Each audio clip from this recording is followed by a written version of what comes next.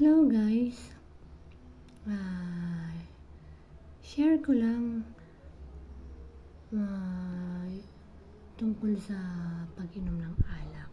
Uminom ka ba? Oo, ikaw. Umiinom ka ba? Ikaw kausap ko. Kasi kung umiinom ka, medyo mag-isip-isip ka. Kasi kung ako sa'yo, umpisahan mo na mag-research about alcohol. Kung ano man kung ano yung mga nagagawa ng alcohol sa buong system mo, sa buong pangkalahatan ng health mo.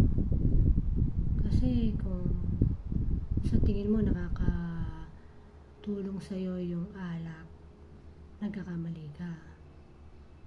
Kung ako sa'yo, ngayon sa oras na narinig mo tong video na to, magsimula ka ng mag-research about sa alcohol. Kasi kung tutuusin, maraming mga pagkakataon na talaga kung iisipin mo, alak talaga ang salarin. Like for example, sa buhay ng isang family, kung merong isang family member na talaga may addiction sa alcohol, medyo malaki talaga ang impact sa relationship. Yung tipong hindi mo napapansin, meron palang masamang epekto sa brain. Hindi ka na nakakapag-decide ng tama. Hindi ka na nakakapag-desisyon ng mga bagay na kailangan mong pagdesisyonan. Yung utak mo, unti-unting pinapatay ng alak. Siyempre, yung mga talagang alcohol lover, talagang tataas ang kilay sa mga sinasabi ko ngayon. Pero kung talagang magre-research kayo about alcohol, kayo mismo titigil na rin kayo. Kasi kung umiinom ka ng alcohol, para ka na rin nagta-drugs. Dahil yung alcohol, may mga substance yan na talagang nakaka-addict. So kung nag-alcohol ka, tapos meron ka pang ibang addiction, medyo mas magiging malala ang sitwasyon. Sa mga taong gumagawa nun, syempre hindi nila napapansin yun. Para sa kanila, masaya lang sila. Talagang happy-go-lucky lang. Parang feeling nila na susolusyonan ng alak yung kanilang problema. Pero hindi eh. Mas lalo nilang pinapalala yung kanilang sitwasyon. Hindi nila napapansin yung family nila. Pansinin nyo sa lahat ng mga merong addiction, lalo na yung mga alcohol na ganyan, halos hindi naman nag-work yung family. Siyempre, ang alam niya, normal siya nung may addiction sa alcohol. Ang alam niya, normal siya. Pero yung nasa paligid niya, hindi niya alam, napepervision na niya, at na-abuse na niya. Basta ang alam lang niya, masaya siya. Kaya kung ako sa inyo, kung gusto niyo i-save yung family niyo, tigilan niyo na yan. Oo, alam ko mahirap kasi lalo kung nakasanayan niyo na yan eh. Siguro sabihin mo na mga teenager ka pa lang, umiinom ka na, hanggang sa umabot ka na sa age na 40, 50, iba nga, mas matanda pa dun, 70, may inom pa rin ng alak. Kung titignan nyo lang yung effect ng alak sa buhay nyo, sa buhay ng family nyo, kailangan desisyonan nyo na yan. Oo, marami kayong pagdadaanan kasi nga pag tinigil nyo yung alak, may mga mangyayaring cravings, may mga struggle din talaga. Aminin ko, ako, uminom din ako, naging gusto ko rin yung alak. Pero simula nung nagka-anak na ako, parang hindi na siya maganda. Nararamdaman ko na hindi maganda ang effect sa sarili ko, sa health ko. Totoo yan. Siguro sa inyo, yung iba sa inyo talagang umiinom din. Pero parang feeling nyo, saya-saya. Parang feeling nyo, nakakatulong sa buhay nyo. Nakakatulong na mawala yung problema nyo. Sabi nyo, inaantok kayo, nakakatulong sa pagtulog nyo. Pero hindi. Hindi talaga. Pinapalala niya yung sitwasyon.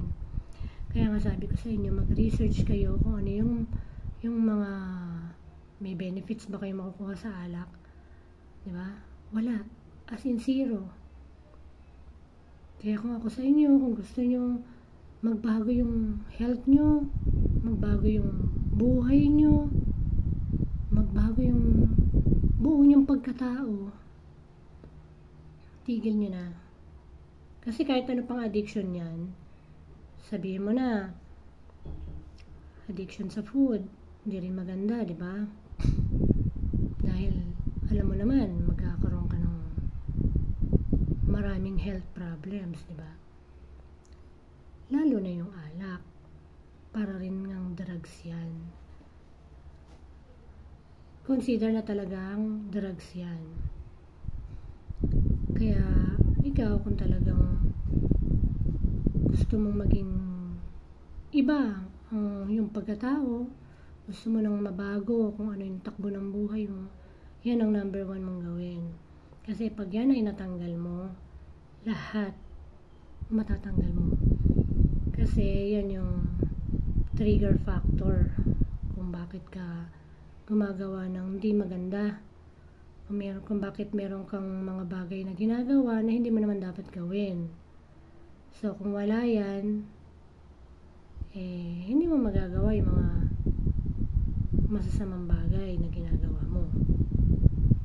Diba?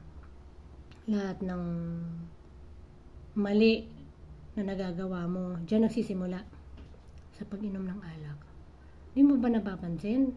1 shot pa lang, iba na agad yung takbo ng utak mo. Hindi na agad tama yung tumatakbo yan sa utak mo.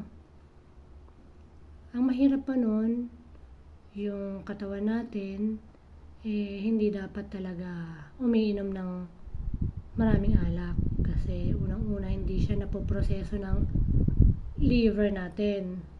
Yung liver mismo yung tinatamaan. Kaya, kung ako sa'yo, magbagong buhay ka,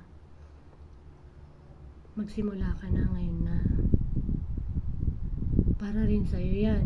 Para rin sa health mo, para sa mas maayos mong buhay. Subukan mo rin, huwag kang matakot na magsimula. 100% sure yung kapalit ng paghinto mo sa ganyang bisyo, napakaganda. Hindi mo may ipaliwanag kung paano yung magiging bagong buhay, bagong ikaw kapag tinigil mo yan. Mas magiging masaya yung buhay mo, mas magiging totoo yung buhay mo. Mapupunta ka na sa reality. Kasi every time na umiinom ka ng alak, nasa fantasy land ka. So, hindi yun yung reality, hindi yun yung realidad. Para lumalabas na ayaw mo harapin yung totoong buhay. Kaya ka uminom ng alak. Kaya kung ako sa'yo, tigil mo na yan at sisiguraduhin mong magpapaka-healthy ka. Lahat ng kakainin mo, dapat siguraduhin mong makakabuti sa'yo. Kasi yun yung ipapalit mo sa pagtigil mo, sa pag-inom mo ng alak. Kaya siguradong mas magiging healthy ka. Kasi yung iinom mo sana ng alak, ipambibili mo ng mga healthy foods na makakapagpa-healthy sa'yo. Okay? Kung umiinom ka man ng alak at mahal mo yung sarili mo, mahal mo yung mga tao sa paligid mo, tigil mo na yan. Wala kang mapapala dyan. Promise, mabubuksan ang bagong buhay para sa'yo. Siguradong matutulungan ka ng Diyos kapag yan ang naging desisyon mo sa buhay. Kailangan lang magtiwala ka sa sarili mo, magtiwala ka sa Diyos, sa kakayanan mo na itigil lahat ng maling gawain. Kaya hanggang dito na lang. Sana kung ikaw man ay umiinom, tigil mo na yan para maging mas healthy ka, umaba ang buhay mo. Okay? God bless you sa iyong magiging bagong buhay kung sakaling ikaw ay magdesisyon na magbagong buhay. Bye.